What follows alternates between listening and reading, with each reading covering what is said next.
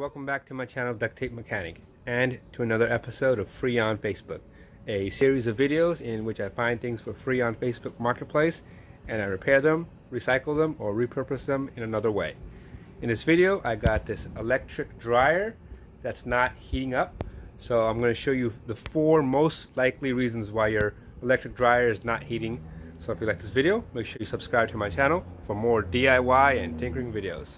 So this is a very common dryer, and I pick this one up all the time for no heat issues, and most of the time it's a real simple fix, and this video will be applicable to any sort of electric dryer, but particularly the ones that have a filter on top. So if it's a Kenmore, Whirlpool, Maytag, Amana, they're all pretty much just the same thing.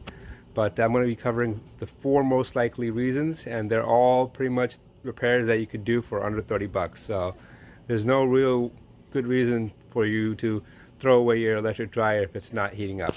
All right, the first thing we need to do is open the back panel up.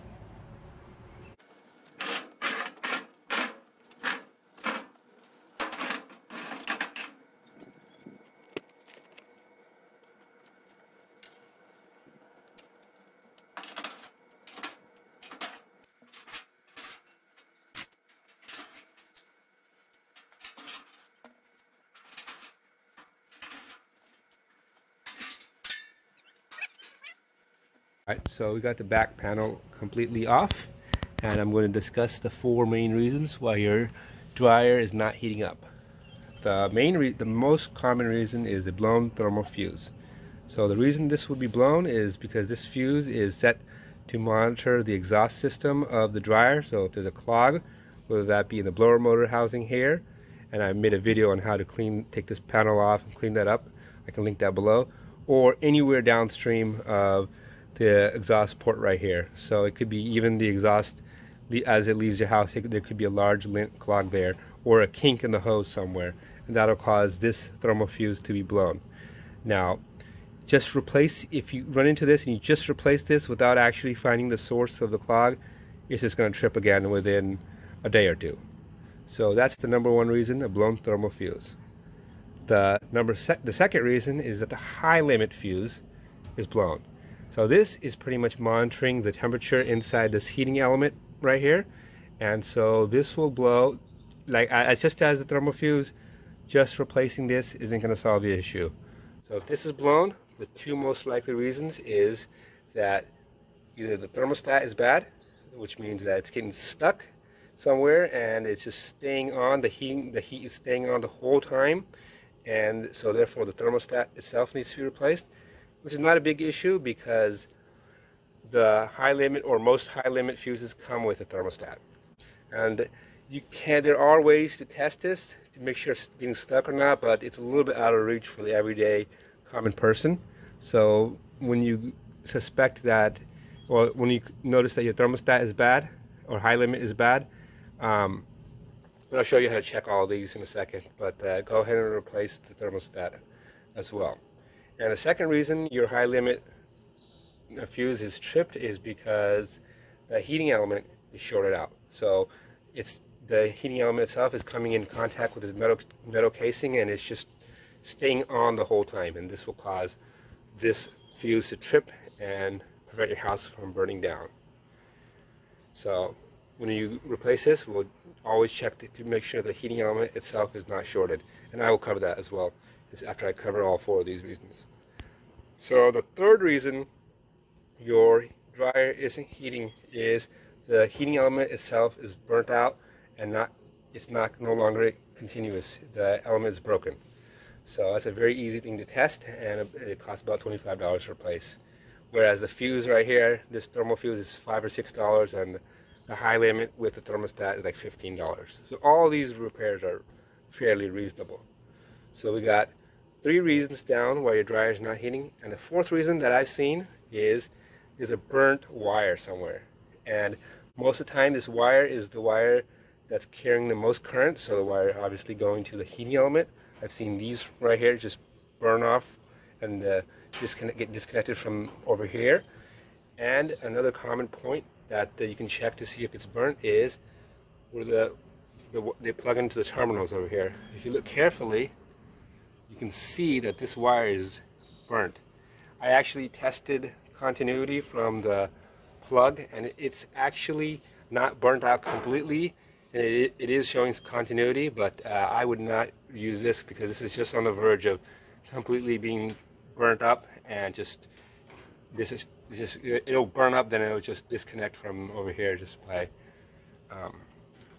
how brittle it'll get. It's already pretty badly oxidized over here. So a burnt wire can be a little bit tricky to locate, but I would definitely check the wires that carry the most current. So the ones that bringing in the current into the dryer and going to the heating element. So definitely these two here and here, definitely the thicker ones are oftentimes the ones that get burnt out.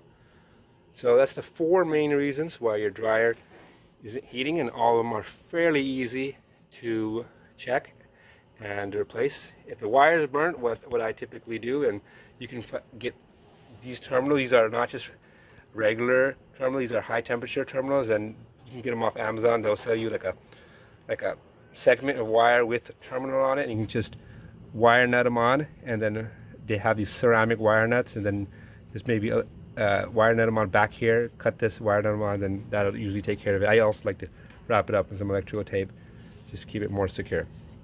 Alright, I'm going to show you how to test all these components now. Alright, so I'm going to show you how to test these components real quickly. The first thing we'll do is test the thermal fuse. So we'll undo one terminal, and we'll see, I've set my multimeter to continuity, so it beeps when there's current. And so we'll just be putting that on, put one probe on each terminal, and that tells us that our thermal fuse is just fine. So next, we move on to the high limit fuse, and we're going to test that the same way. So I'm going to adjust my camera here. We will undo one of the terminals from the high limit. You can just undo both of them so we can get better access to it. And let's check this for continuity. And you can see it's just fine. So that high limit is okay. So next thing to do is check the heating element.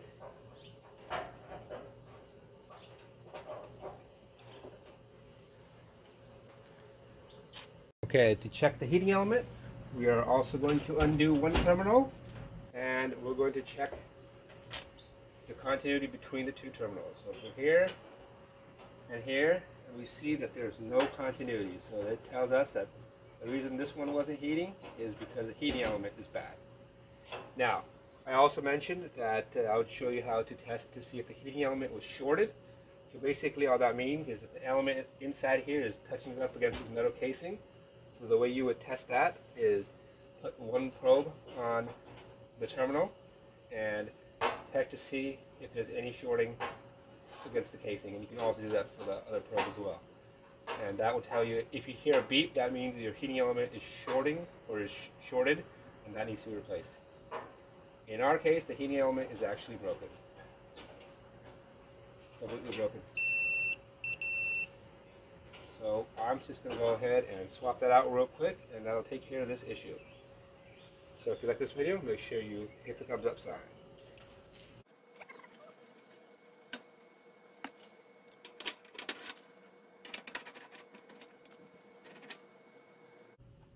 And I forgot to mention earlier that go ahead and when the high limit is broken, it'll come with that thermostat as well as this one, and go ahead and just replace the high limit and both of these elements as well, because it's not worth trying to save a couple bucks by not replacing it. Most of the time, all three of those components come together.